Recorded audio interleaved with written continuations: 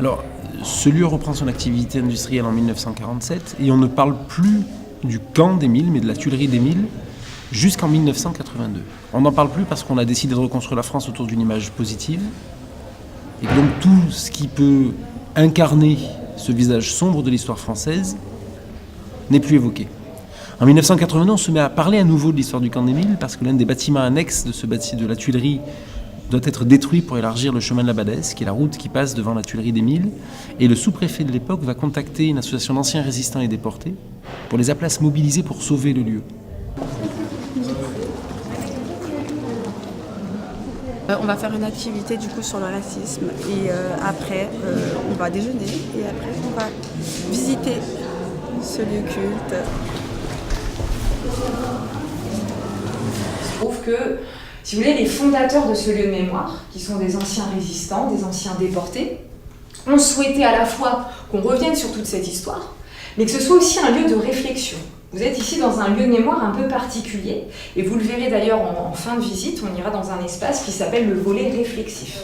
Comment est-ce qu'on peut mettre en perspective toute cette histoire ? Parce qu'on se rend compte que durant le XXe siècle, malheureusement, il y a eu d'autres génocides. Il n'y a pas eu que le génocide des Juifs durant la Seconde Guerre mondiale.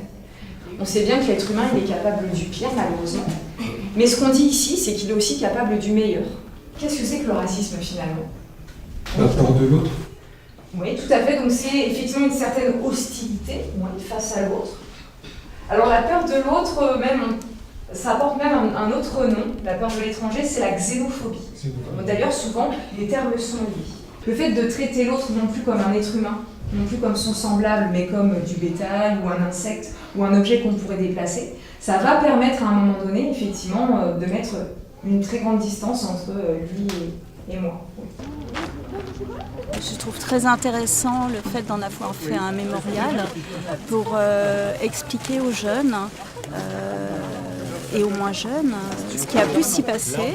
Le fait de profiter de cette visite pour avoir des ateliers pour prévenir contre les dangers de la discrimination, des préjugés envers les personnes qui sont différentes de soi.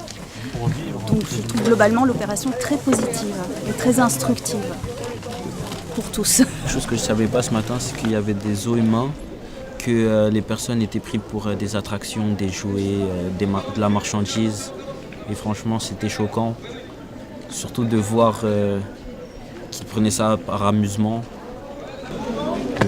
Ils ont utilisé comme expérience. On met directement des gens dans les cases et peu importe qui on est, en fait, on le fait automatiquement. C'est quelque chose qui est automatique chez l'homme, en fait. C'est quelque chose d'automatique, mais on peut lutter contre ça justement en se forçant justement à casser ces barrières, en fait, casser ces cases. La fondation EDF, c'est 30 ans d'engagement au service de l'intérêt général. Donc c'est une fondation d'entreprise qui soutient des causes associatives d'intérêt général sur différents domaines. En l'occurrence, le domaine qui nous importe aujourd'hui, c'est le domaine de l'insertion professionnelle et de l'inclusion sociale. Donc nous soutenons des projets associatifs à travers un certain nombre de partenariats. La Fondation dispose depuis plusieurs années d'un partenariat avec le camp d'Émile, qui est un lieu emblématique lorsqu'on parle de lutte contre le racisme, l'antisémitisme et les discriminations.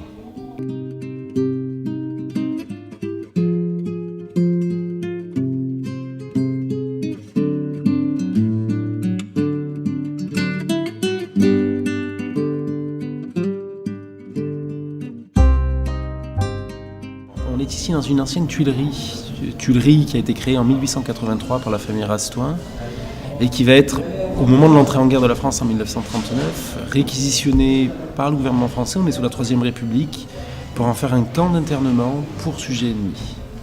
Ce lieu va être utilisé par la Troisième République puis par le gouvernement de Vichy jusqu'en 1942 et va finir à l'été 1942 par devenir un camp de déportation de populations juives, hommes, femmes et enfants vers Auschwitz.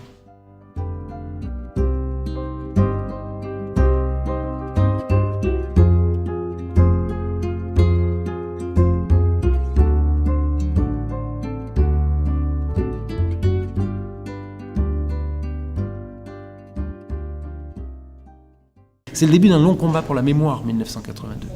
Long combat pour la mémoire parce qu'il va falloir attendre 2007 pour que l'ensemble des acteurs publics qui constituent le comité de pilotage décident non seulement d'ouvrir sur ce site un lieu de mémoire, qui vient raconter cette histoire spécifique et donc vient raconter l'histoire avec la diversité de ses facettes, mais aussi arriver à convaincre l'ensemble des partenaires de mettre les moyens nécessaires à l'ouverture d'un lieu. Mais jusqu'en 2007, en réalité, pas de projet validé par l'ensemble des partenaires publics pour faire de ce lieu un lieu de mémoire et surtout d'éducation à la citoyenneté. Parce que c'est ce qui a animé depuis le départ les porteurs de projets, qui sont donc issus du monde associatif et de la société civile, qui était de se dire, se battre pour sauvegarder un lieu de mémoire lié à la Seconde Guerre mondiale, pour contribuer à la transmission de l'histoire et de la mémoire, c'est fondamental et important, mais ce n'est pas suffisant. Qu'est-ce qu'on peut faire de plus ?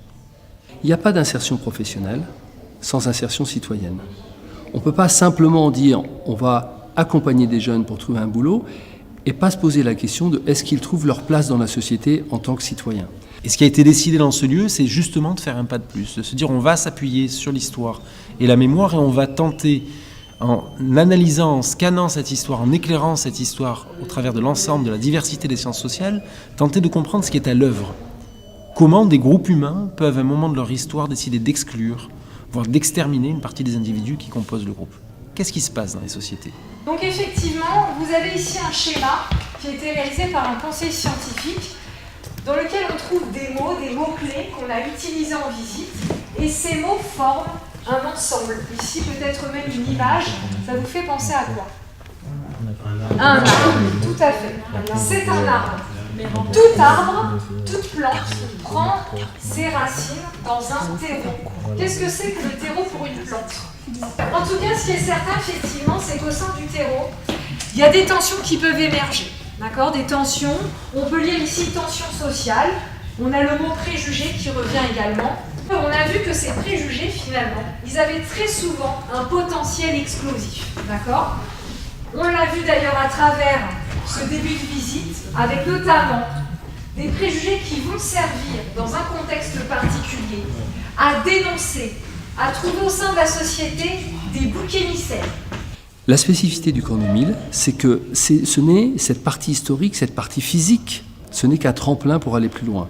C'est un tremplin pour parler aujourd'hui du racisme, aujourd'hui de l'antisémitisme, aujourd'hui de l'éducation populaire et aujourd'hui de ce qu'on peut faire, de ce que l'on doit faire, de ce qu'on est en capacité de bouger pour réagir.